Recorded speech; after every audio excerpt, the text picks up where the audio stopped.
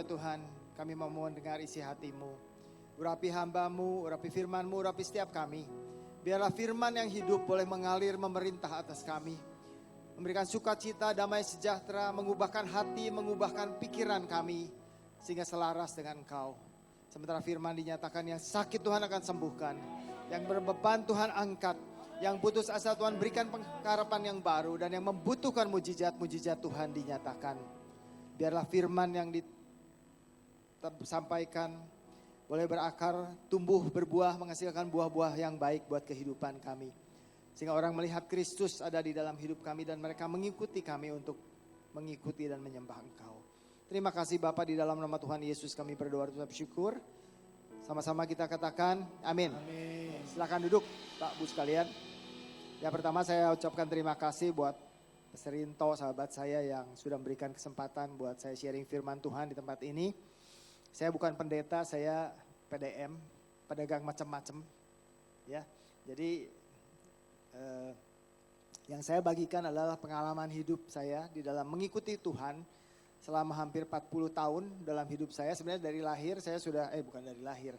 Dari SD saya sekolah di Advent di mana pelajaran agama tiap hari saya ikuti. Tapi saya benar-benar mengalami Tuhan waktu saya umur 19 tahun, 20 tahun, waktu orang tua saya bangkrut. Benar-benar di titik terendah saya menemukan hanya Tuhan yang bisa menolong. Saya nggak punya keluarga yang bisa menolong, teman-teman meninggalkan, keluarga dekat meninggalkan, semua juga ketakutan waktu kita nggak punya apa-apa. Tapi hanya Tuhan yang tetap menerima kita, bahkan membuat kita terus berjalan bersama Dia dari satu kemenangan kepada kemenangan. Amin.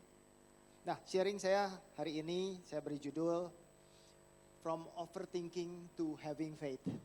Ya. Nah, hari-hari ini bukan hari yang mudah buat kita, bukan hari yang gampang buat kita, buat para pengusaha, para karyawan, para anak-anak sekalipun. Tantangan akhir zaman ini begitu berat, begitu menakutkan. Kalau kita melihat keadaan dunia hari-hari ini, perang terjadi di mana-mana. Seolah-olah nggak ada akhirnya. Perang Ukraina dan Rusia belum selesai, telah terjadi lagi perang di Israel. Dan mungkin perang-perang baru akan terjadi. Demikian juga perang ekonomi. Perang ekonomi antara China dan Amerika begitu gencar dilakukan dan mengakibatkan banyak hal yang terjadi, perubahan di dunia yang begitu cepat. Kalau kita melihat keadaan dunia yang seperti sekarang ini, banyak ketakutan, banyak kekhawatiran, banyak kecemasan yang kita alami dalam kehidupan kita. Terlebih-lebih tantangan masa depan yang begitu cepat berjalan. Kita lihat ya, berapa tahun yang lalu kalau kita lihat mobil di Indonesia cuma Toyota, Honda, Daihatsu, ya, terus BMW, Mercy mungkin. Sekarang tiap hari kita lihat merek baru dari China. Dan barang-barang itu begitu luar biasa menguasai pasar di Indonesia. Bahkan beberapa perusahaan besar juga mengalami kolaps dikarenakan mereka tidak mengikuti perubahan. Nah, hari ini begitu berat tantangan, oleh sebab itu di dalam kehidupan kita juga bukan hal yang gampang buat saya, Pak Rinto, buat semua teman-teman jadi pengusaha juga hari ini mungkin merupakan benar-benar hari di mana kita harus mengandalkan Tuhan. Amin. Dan yang namanya overthinking ini benar-benar merupakan satu bagian yang terjadi di dalam kehidupan kita hari-hari ini. Dan saya bicara dengan koleg saya di bisnis, dengan teman-teman, banyak mereka juga mengalami overthinking, termasuk saya sendiri.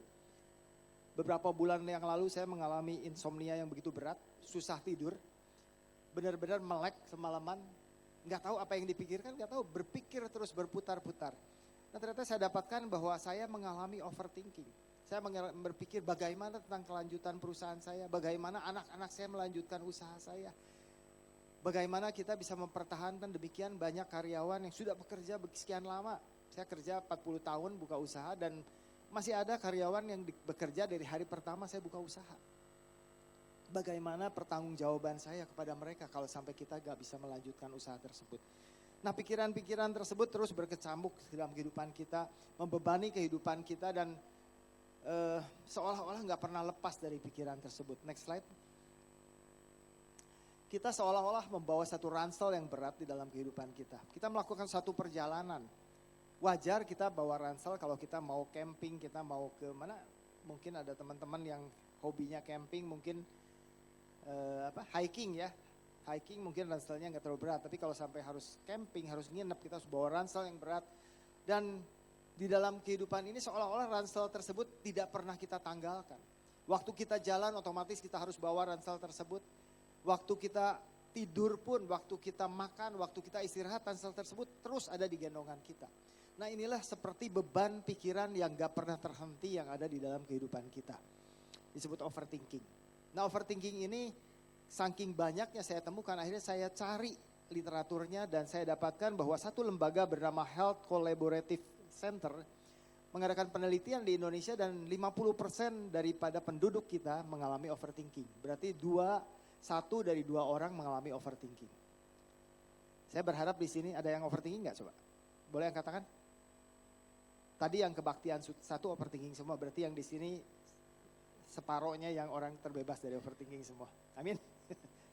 Ya overthinking ini adalah istilah yang menggambarkan kebiasaan memikirkan sesuatu secara berlebihan, terlalu lama dan berulang-ulang, bukan pada proses berpikir produktif untuk mencari solusi, melainkan satu lingkaran pikiran negatif yang sulit dihentikan dan justru menimbulkan masalah di dalam kehidupan kita.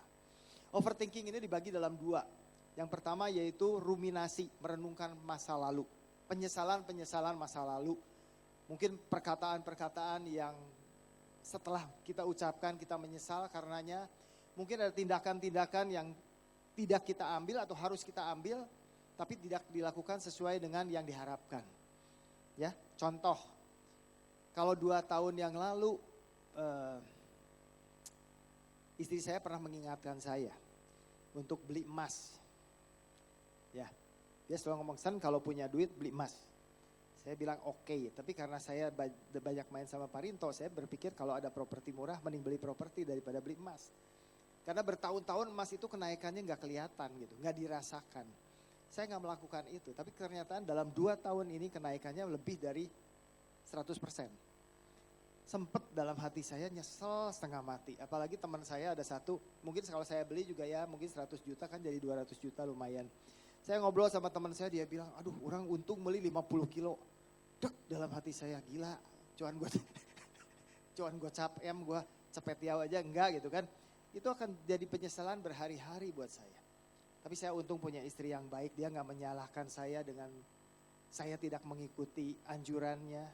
Mungkin dalam hati menyalahkan, cuman gak berani ngomongnya. Jadi dia istri yang baik, jadi ya udahlah mungkin daripada saya makin menyesal, makin overthinking, ya udah dia diem aja. Nah yang kedua yaitu overthinking itu mengkhawatirkan masa depan atau worry. Kita khawatir akan masa depan, akan kecemas akan masa depan kita, akan kesehatan kita, mungkin akan kehidupan anak-anak kita kelak. Beberapa bulan yang lalu kita tahu bahwa terjadi kerusuhan yang begitu luar biasa di Indonesia. Tapi kalau kita lihat kejadiannya di Nepal lebih parah lagi. Di sana pejabat-pejabat ditangkap, dipukuli, mungkin sebagian juga dibunuh, kita nggak tahu data terakhir. Kita tahu di Indonesia pejabat aja rumahnya dijarah. Bayangkan bagaimana kita nggak khawatir dengan keadaan kita di negeri ini. Ya, berarti sangat menakutkan. Nah kekhawatiran-kekhawatiran itulah yang timbul dalam hati kita. Kalau kita terus biarkan itu akan menjadi satu hal yang merugikan kehidupan kita. Nah kita lihat bagaimana ciri orang yang mengalami overthinking. Tidak bisa berhenti mengkhawatirkan banyak hal.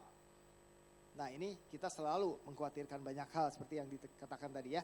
Sering memikirkan kembali percakapan atau kejadian masa lalu secara berulang kali. Kita boleh menyesal, oh aduh saya salah ambil tindakan itu.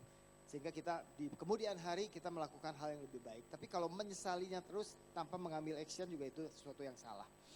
Sulit selalu membayangkan skenario terburuk dari satu situasi. Ya, sulit tidur karena pikiran yang terus berjalan. Ini saya alami, saya sampai makan obat tidur berhari-hari karena saya nggak bisa tidur. Karena terus saya sendiri nggak tahu apa yang saya pikirkan, tapi tiap tutup mata juga pikirannya jalan terus. Nah merasa sangat lelah secara mental. Sulit mengambil keputusan bahkan untuk hal-hal sepele karena terlalu banyak menganalisa pro dan kontra. Nah ini adalah ciri orang-orang yang mengalami overthinking. Nah, dampak negatif daripada overthinking. Nah dampaknya ini gak baik buat kesehatan kita, kesehatan mental kita, meningkatkan resiko, gangguan kecemasan, depresi dan stres. Nah kita tahu bahwa stres yang berlebihan bisa mengakibatkan kanker. Berarti kesehatan kita juga terganggu, ya. Kita sekarang saya ada banyak karyawan yang sering kalau dikasih tugas langsung izin. Katanya apa? Sakit lambung. Ya, sakit pencernaan, stres, migrain gitu. Banyak sekali kita lihat ya. Ada orang-orang tertentu dikasih tekanan langsung kena gitu. Nah terus secara produktivitas, orang yang overthinking juga sulit fokus, menunda-nunda pekerjaan dan menurunkan performa pekerjaan secara keseluruhan. Secara hubungan, overthinking ini juga bahkan bisa mengakibatkan hubungan yang tidak baik karena kita jadi curiga ke orang ya. Jadi selalu menafsirkan orang punya niat yang tidak baik buat kita. Amin. Nah overthinking ini berpikir berlebihan adalah musuh daripada iman. Dia mencuri sukacita, merampas damai sejahtera dan menghilangkan potensi-potensi yang ada di dalam kehidupan kita. Ya. Seorang peneliti bernama Susan Nolan dari Universitas Yale mengatakan bahwa overthinking dapat menyebabkan depresi dan kecemasan yang serius serta melumpuhkan kemampuan kita untuk mengambil keputusan. Nah kita tahu bahwa kehidupan kita sampai hari ini, mau kita sukses, mau kita tidak, itu adalah akibat dari keputusan-keputusan yang kita buat setiap hari. Kalau kita sampai gak berani mengambil keputusan, berarti kita gak berjalan kemana-mana dalam hidup kita. Amin. Nah firman Tuhan saya dapati bahwa di dalam Matius 6 ayat 25 ini bertentangan dengan firman Tuhan. Dikatakan bahwa karena itu aku berkata kepadamu, janganlah khawatir akan hidupmu, akan apa yang kamu makan dan minum, dan janganlah khawatir akan tubuhmu, akan apa yang hendak kamu pakai. Bukankah hidup ini lebih penting daripada makanan dan tubuh ini lebih penting daripada pakaian. Nah kalau kita lihat ini kata jangan dikatakan sama Tuhan supaya kita tuh jangan khawatir. Ya, jangan khawatir. Nah memang ini tidak ada di dalam 10 hukum. Kita baca 10 hukum bolak-balik, mana gak ada nih overthinking di dalam Alkitab, larangan Tuhan Yesus. Tapi kalau itu sudah Tuhan katakan, tetap kita lakukan, berarti kita melanggar hukumnya, apa yang Tuhan perintahkan. Matius 6 ayat 32 juga berkata, jangan kamu khawatir akan hari esok. Karena hari esok punya kesusahannya sendiri, kesusahan sehari cukuplah buat sehari. Bukan berarti kita gak usah memikirkan masa depan. Kita harus memikirkan masa depan, tapi kalau kita mengkhawatirkannya, menakutkannya, sampai akhirnya kita gak berani melangkah, itu menjadi satu hal yang salah. Amin. Jadi hal ini melanggar kata jangan yang Tuhan berikan.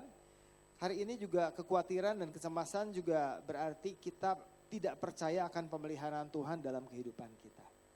Kalau kita pikir kita sampai ada di titik ini hari ini ya. Bapak Ibu sekalian ada berduduk di tempat ini. Kalau kita mencemaskan kehidupan kita, mencemaskan masa depan kita. Sebenarnya kita bisa melewati COVID juga udah satu anugerah Tuhan. Satu penyertaan Tuhan, satu pertolongan Tuhan, satu perlindungan Tuhan buat kita semua. Bisa aja dari antara kita ini sudah gak ada waktu itu, betul gak? Kalau Anda bisa duduk di tempat ini berarti ada Tuhan yang melindungi kita. Amin. Nah saya coba bagikan beberapa poin supaya kita bisa keluar dari penjara overthinking ini, atau kita punya benteng pertahanan yang kuat di dalam kehidupan kita supaya overthinking ini tidak menyerang kehidupan kita. Yuk kita lihat yang pertama adalah, next slide. Kita harus percaya seutuhnya kehidupan kita kepada Tuhan. Supaya kita enggak overthinking, supaya kita enggak berpikir berlebihan, khawatir berlebihan, kita harus percayakan kehidupan kita kepada Tuhan.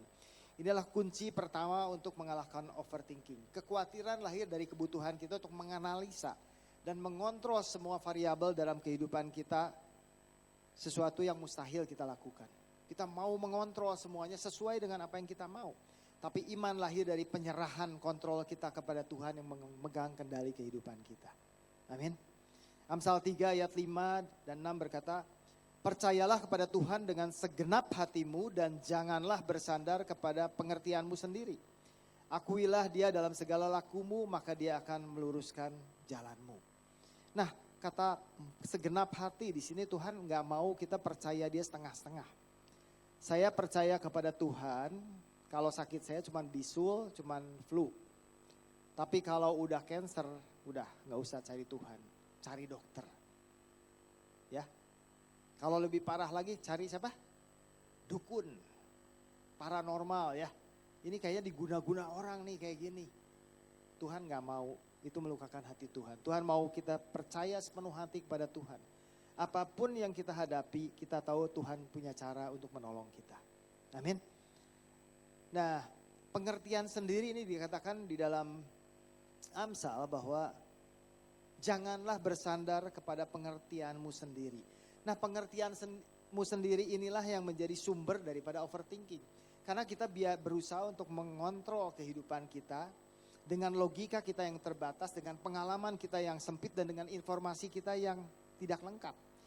Ayat ini adalah perintah supaya kita berhenti bersandar kepada sesuatu yang rapuh dan hanya kita mengandalkan pribadi Tuhan, Allah kita yang sanggup untuk menolong kita. Amin.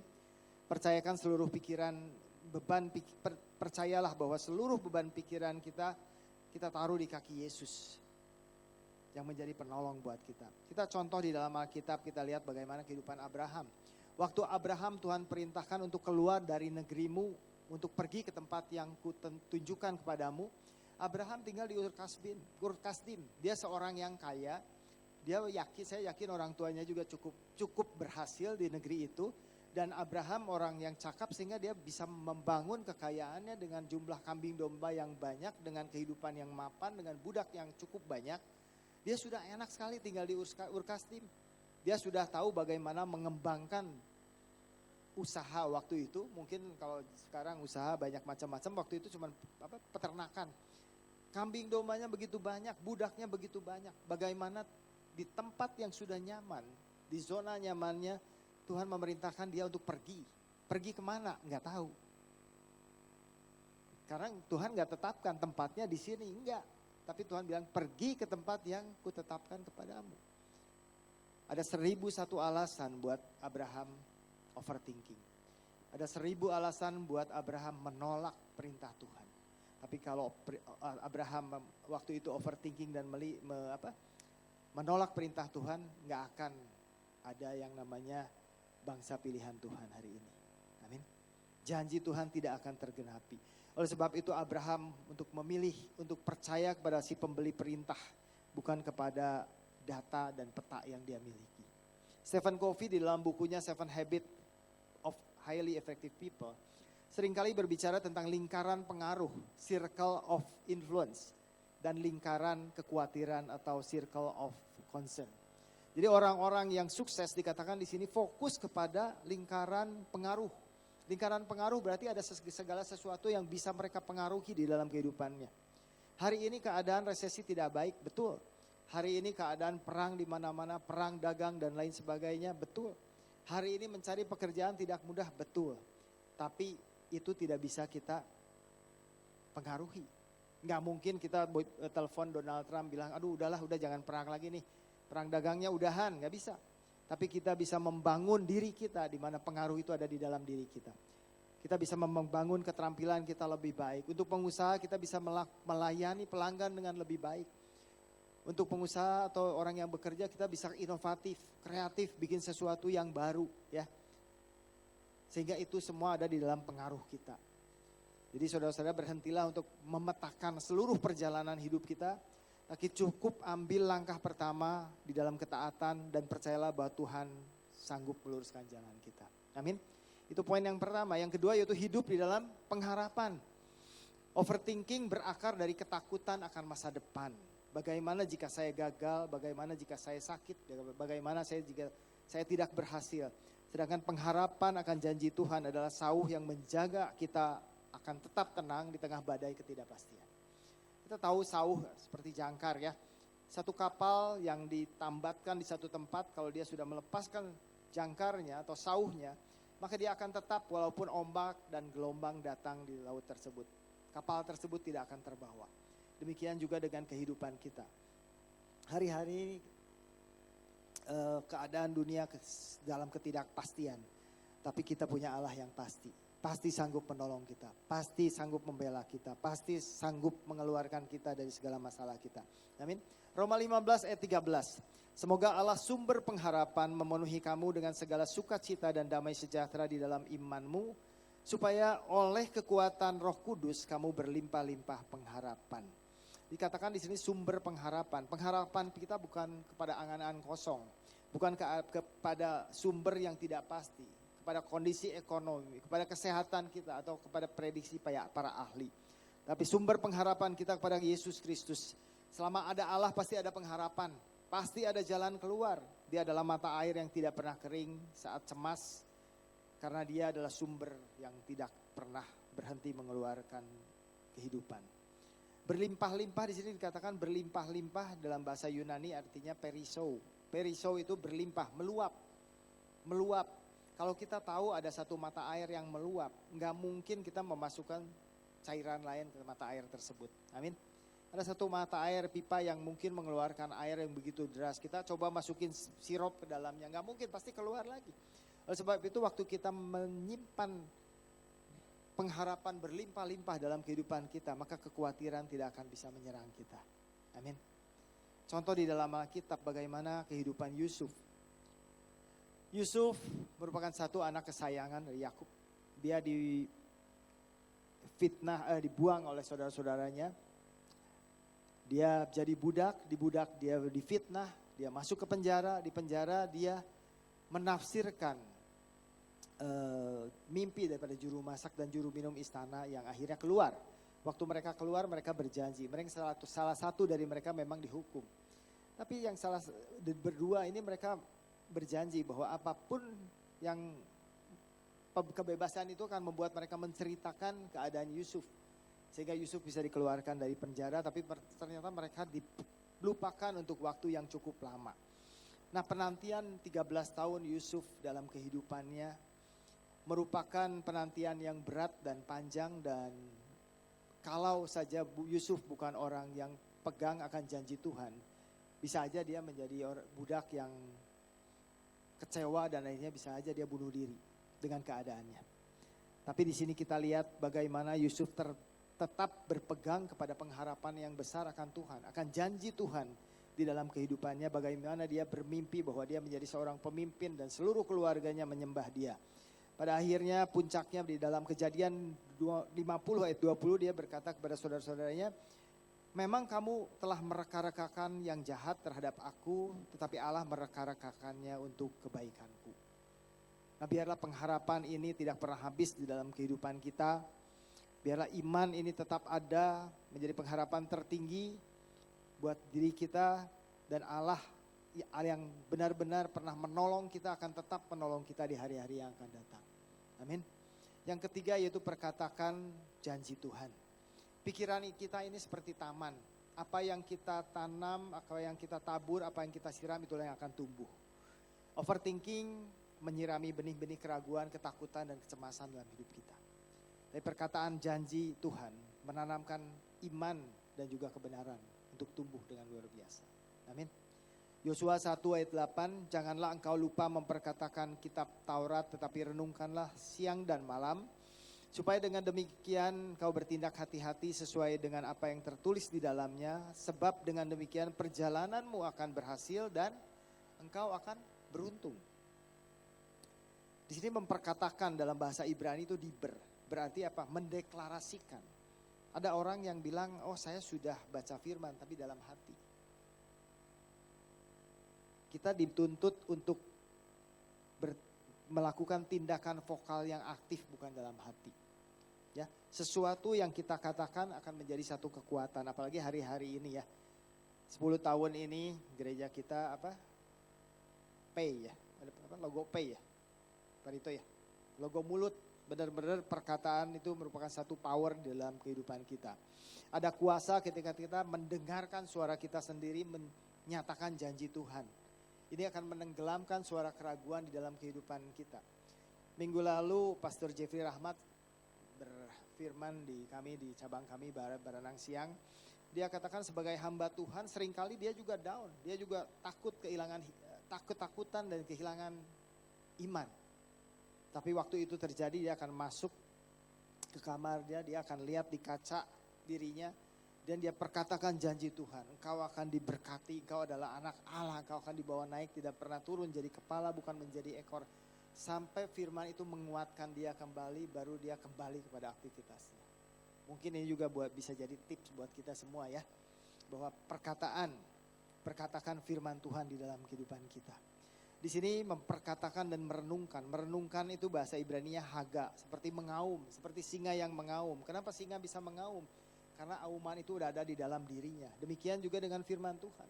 Waktu kita meresapi firman Tuhan di dalam pikiran kita, di dalam hati kita, sering kita perkatakan. Makanya kejadian apapun terjadi dalam kehidupan kami, otomatis firman itu akan keluar. Sebagai penangkal overthinking, sebagai penangkal kecemasan, ketakutan dalam hidup kita. Nah, bagaimana supaya kita tahu firman Tuhan? Kuncinya satu apa? Baca dan renungkan firman Tuhan. Setiap pagi saya bangun jam 3 subuh, jam 4 subuh. Bukan karena rajin, tapi karena saya susah tidur. Tapi yang saya pilih apa? Saya baca firman Tuhan. Saya dengarkan firman Tuhan. Supaya apa? Supaya hati saya enggak kosong tapi diisi dengan kebenaran yang menguatkan hidup saya. Amin. Roma 10 ayat 17 berkata, jadi iman timbul dari pendengaran, pendengaran akan firman Tuhan. Nah, kita lihat bagaimana Raja Daud. Daud sebelum jadi raja, dia adalah seorang anak muda yang imut-imut, seorang gembala kambing domba yang hanya 2-3 kambing domba. Tapi waktu pasukan Israel diperhadapkan kepada Goliat, bagaimana mereka semua overthinking. Mereka membayangkan bagaimana Goliat yang tingginya 2,7 meter dapat mereka lawan. Daud ini saya baca di literaturnya tingginya kira-kira 1,6. Jadi bedanya 1,1 meter. Kira-kira kalau Bapak Ibu sekalian pengen lihat Daud segede saya lah. Nah, Goliat lebih besar dari Parinto. Nah, saya pernah tahun 90 waktu saya pertama orang tua saya sakit di LA, saya harus berangkat ke Amerika. Itu dalam keadaan yang gak punya duit, saya harus berangkat ke Amerika. Akhirnya pesawatnya delay dan saya ditempatkan di satu hotel, dapat hotel gratis dari penerbangan. Dan sebagai orang kampung yang baru pertama terbang, masuk ke hotel mewah, saya juga kaget kemana-mana pengen paling depan. Waktu saya berdiri di lift paling depan, waktu lift itu dibuka, kebetulan hotel itu dijadikan tempat untuk hotel para pemain NBA. Waktu itu pas dibuka lift, yang dibuka ya, di depan saya tuh yang tingginya 2 meter 10, 2 meter 20. Saya lihat sampai gini, ini orang bukan gitu. Bayangkan itu cuma 2 meter, Goliat tuh 2,7 meter. Tapi di dalam pemikiran Daud bukan masalah Goliatnya. Daud punya perkataan yang luar biasa waktu dia melawan Goliat. Dia katakan, engkau mendatangi aku dengan pedang dan tombak, tetapi aku mendatangi engkau dengan nama Tuhan semesta alam. Di sini kita lihat bahwa Daud sudah memenangkan pertandingan sebelum dia melemparkan batu pertama itu ke kepala Goliat. Jadi benar-benar perkataan ini sangat penting ya. Jadi neuroscience modern telah membuktikan bahwa neuroplastisitas, yaitu kemampuan otak untuk membentuk koneksi yang baru. Jadi apa yang kita fokuskan dan ucapkan berulang-ulang, itu kan secara fisik mengubah struktur daripada otak kita. Kalau ini penelitian yang dunia lakukan. Seorang motivator namanya Dani Santoso, mungkin ada yang pernah dengar podcast-podcastnya tentang afirmasi. Dia katakan kita harus bisa maju, harus sukses. Dia ngajar anak muda bagaimana mereka sukses, bagaimana mereka maju, bagaimana mereka bisa membuka bisnis dan lain sebagainya. Dia katakan kalau punya utang pun jangan utangnya yang disebut berkali-kali. Buang kata utangnya. Yang dia katakan saya harus diberkati, saya harus maju, saya harus bisa buka usaha dan lain sebagainya. Kata-kata yang positif yang selalu dia katakan. Sebelum tidur terus katakan kata-kata itu. Kalau dunia saja bisa mengerti kunci dan rahasia ini. Apalagi kita anak-anak Tuhan, kita punya janji Tuhan yang hidup, amin. Janji Tuhan yang pasti digenapi oleh yang membuat janji tersebut. Karena Tuhan hanya tidak mampu untuk mengingkari janjinya. Amin. Yang keempat yaitu bersyukur dan berdoa.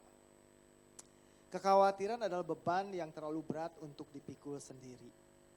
Saya gambarkan tadi sebagai ransel yang terus dibawa waktu jalan, dibawa waktu tidur, dibawa waktu kita makan, dibawa waktu kita istirahat, dibawa terus digendong. Itu kan menjadi hal yang berat sekali. Tapi karena kita tidak pernah melepaskannya. Di sini mungkin ada botol. Mungkin kalau kita coba botol aqua ya, saya suka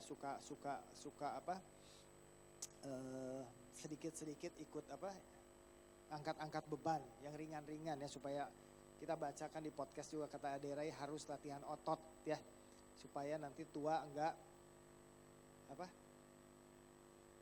keropos tulang ya. Saya sekarang umur 61, jadi mau nggak mau kan saya harus rajin berlatih supaya jangan sampai nanti umur 80 saya menyusahin orang lain. Kalau Tuhan kasih umur 80 ya. Nah, kita coba aja, kita ambil Aqua 1,5 liter, kita pegang 1 menit, 2 menit kuat.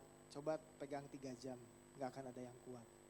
Kalau kita terus pegang beban kita merasa kuat untuk menanggungnya dan kita nggak mau menyerahkan beban itu kepada Tuhan, kita nggak akan ada yang kuat, Bapak Ibu sekalian. Filipi 4 ayat 6 berkata, janganlah hendaknya kamu khawatir akan apapun juga, tetapi nyatakanlah segala hal keinginanmu kepada Allah di dalam doa dan permohonan dengan ucapan syukur. Maka akibatnya apa? Damai sejahtera Allah yang melampaui segala akal akan memelihara hati dan pikiranmu dalam Kristus Yesus. Di sini menyatakan, Tuhan katakan nyatakan berarti apa? Undangan kita untuk transparan di hadapan Tuhan. Tuhan bilang nyatakanlah apapun yang ada padamu, baik kekhawatiran yang besar, kekhawatiran yang kecil maupun kekhawatiran yang konyol sekalipun, nyatakan kepada Tuhan dan jangan simpan dan analisa sendiri. Karena kita tahu waktu kita berusaha untuk melakukannya sendiri kita nggak akan pernah mampu. Di sini dikatakan juga melampaui segala akal. Jadi di sini jawaban Tuhan untuk pikiran yang overthinking, pikiran kita untuk memahami segalanya sendiri, pikiran kita untuk mencari solusi yang logis. Tuhan katakan, aku akan memberikanmu damai sejahtera yang melampaui segala akal. Damai sejahtera yang gimana? Yang gak masuk akal. Tuhan bisa bukakan jalan yang luar biasa di tengah ketakutan kita, kekhawatiran kita, waktu kita menyerahkannya kepada Tuhan. Maka ada damai sejahtera yang Tuhan berikan buat kita. Matius 11 ayat 28, marilah kepadaku semua yang letih, lesu dan berbeban berat. Aku akan memberikan kelegaan kepadamu. Pikulah kuk yang kupasang dan belajarlah kepadaku karena aku lemah lembut dan rendah hati. Dan jiwaku akan mendapat ketenangan sebab kuk yang kupasang ini enak dan bebanku ini ringan. Marilah berarti apa? Ajakan Tuhan untuk yuk kasih bebanmu kepadaku. Aku akan mengurusnya. Waktu kita berusaha menanggung beban kita sendiri, kita nggak akan pernah kita kuat. Tapi waktu kita melepaskan beban itu kepada Tuhan, menyatakan apa yang jadi beban kita, kesulitan kita, tekanan kita, tantangan kita, Dia akan mengangkat semua beban-beban itu. Bebannya tetap sama, tapi waktu Tuhan campur tangan untuk memegangnya. Saya punya seorang cucu 3,5 tahun. Kadang-kadang kalau dia paling dekat sama saya ya. Jadi kalau dia lagi belajar ngangkat sesuatu, saya selalu bilang ke dia, ayo Wyatt, kamu pasti kuat. Wah, dia akan penuh tenaga, dia akan berusaha. Tapi waktu saya mengatakan dia untuk mengangkat beban itu, sebenarnya tangan saya yang ngangkat beban itu. Tapi dia merasa begitu hebat, dia yang ngangkat. Karena saya ngangkatnya diam-diam di belakangnya. Dan demikian juga yang akan Tuhan lakukan buat kita. Waktu kita nyatakan dengan terbuka. Apa yang jadi beban kita, ketakutan kita, kekhawatiran kita, tantangan yang tidak mungkin kita atasi sendiri. Maka Tuhan akan ambil alih. Kita doa dengan ucapan syukur. Bebannya sama, tapi waktu Tuhan berikan kita damai sejahtera yang melampaui segala akal. Hari-hari ini juga kita punya beban yang berat. Kita punya satu tender yang sangat berat dan lawan yang kita hadapi adalah perusahaan dunia. Bukan perusahaan abal-abal. BlackRock, mungkin pernah ada yang dengar. Perusahaan investasi terbesar di dunia. Secara manusia saya juga tegang, takut. Lawan kita begitu besar buat kita hadapi. Bisa saja saya overthinking dengan begitu banyak karyawan yang harus kita bayar kalau kita nggak dapat kerjaan ini, bagaimana dengan perusahaan, salah satu perusahaan yang saya jalankan ini. Bisa-bisa tutup perusahaannya, tapi kita berdoa terus. Saya serahkan sama Tuhan dan betul-betul damai sejahtera yang melampaui segala akal itu saya alami. Saya bisa tetap tenang, saya bisa tidur, saya bisa makan seperti biasa. Dan saya tetap berdoa dan berharap, tetap bersyukur apapun yang terjadi Tuhan kita ajaib. Amin. Jadi hari ini kita belajar tentang 4 hal untuk bagaimana kita keluar dari penjara overthinking atau kita punya benteng pertahanan yang kuat waktu overthinking itu menyerang kita. Yang pertama itu percaya sepenuhnya hidup kita kepada Tuhan. Tukar analisa kita dengan penyerahan kita kepada Tuhan. Yang kedua yaitu penuh pengharapan kepada Tuhan, sadarlah bahwa masa depan kita ada di dalam Tuhan bukan di tangan manusia. Ketiga, perkatakan janji firman Tuhan. Ganti pikiran negatif dalam diri kita dengan kebenaran firman Tuhan. Yang keempat, bersyukur dan berdoa. Memindahkan beban dan pikiran kita ke tahta kasih karunia Tuhan. Seorang wanita yang teruji imannya di dalam kamp konsentrasi Nazi bernama Corrie ten Boom. Dia berkata bahwa worries does not empty tomorrow of its sorrows. It's empty today of its strength. Kekhawatiran ini tidak akan menghilangkan duka hari esok, tapi dia hanya akan mengosongkan kekuatan kita hari ini. Kalau kekhawatiran tidak akan merubah hari esok, buat apa kita khawatir? Dia hanya akan mengosongkan kekuatan kita hari ini. Corrie ten Boom bisa lolos dari kamp Nazi, salah satunya karena dia yakin. Dia gak mau khawatir dengan hidupnya. Bagaimana hari esok mungkin biasa dibunuh, mungkin bisa ditembak, mungkin bisa banyak cara orang-orang untuk membinasakannya. Tetapi dia mau tetap kuat bertahan. Sampai akhirnya dia bisa keluar dan dikatakan sebagai wanita yang teruji imannya di kamp konsentrasi tersebut. Hari ini saya gak tahu beban Bapak Ibu sekalian seperti apa. Mungkin di dalam kesehatan, mungkin di dalam pekerjaan, mungkin di dalam kehidupan anak-anak mungkin. Kita gak tahu masa depan kita seperti apa ke depan. Tapi hari ini Tuhan mau, yuk serahkan bebanmu kepadaku. Serahkan ransel yang berat itu kepadaku. Biar aku yang menanggungnya, Tuhan katakan. Karena dia sudah menanggungnya di kayu salib 2000 tahun yang lalu. Biarlah pengharapan kita tidak pernah sirna, tapi tetap semakin kuat, semakin kita berharap kepada Tuhan untuk apapun yang kita hadapi dalam kehidupan kita. Walau dunia berubah, namun kasih-Mu Tuhan tetap sama di hidupku. Kau setia dalam setiap rencana-Mu. Ku percaya hidupku dalam tangan-Mu. Sampai detik ini ku melihat penyertaan-Mu sempurna. Sampai selamanya Kaulah Tuhan, satu-satunya pengharapanku. Nyanyikan sekali lagi lagu ini. Sampai detik ini ku melihat penyertaan-Mu sempurna. Sampai selamanya Kaulah Tuhan, satu-satunya pengharapanku. Sampai detik ini ku melihat penyertaan-Mu sempurna. Sampai selamanya Kaulah Tuhan, satu-satunya pengharapanku. Mari kita tundukkan kepala. Bapak, siang hari ini kami sudah mendengar firman-Mu Tuhan. Kau Allah sumber pengharapan dalam kehidupan kami. Kau satu-satunya di dalam kehidupan kami Tuhan. Seringkali kami terjebak di dalam pikiran kami sendiri. Kami lelah dengan kekhawatiran kami, dengan kecemasan. lelah dengan apa yang harus kami kendalikan di dalam kehidupan kami. Padahal kami punya Allah yang sanggup mengendalikan kehidupan kami. Saat ini di hadapan-Mu kami mau melepaskannya. Kami mau melepaskan kekhawatiran kami akan masa depan kami. Ketakutan kami akan kegagalan kami. Kecemasan kami akan apa yang orang katakan tentang kami. Kami mau menukar dengan kepercayaan penuh kepadamu. Ajar kami untuk bersandar bukan pada pengertian kami sendiri, pada hikmat-Mu yang tidak terbatas. Roh Kudus penuhi setiap kami dengan pengharapan yang meluap-luap. Saat gelap terbitlah terang.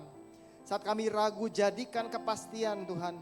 Taruhlah firman-Mu di bibir kami agar kami memperkatakan kehidupan dan janji-janji-Mu. Bukan kematian dan keraguan.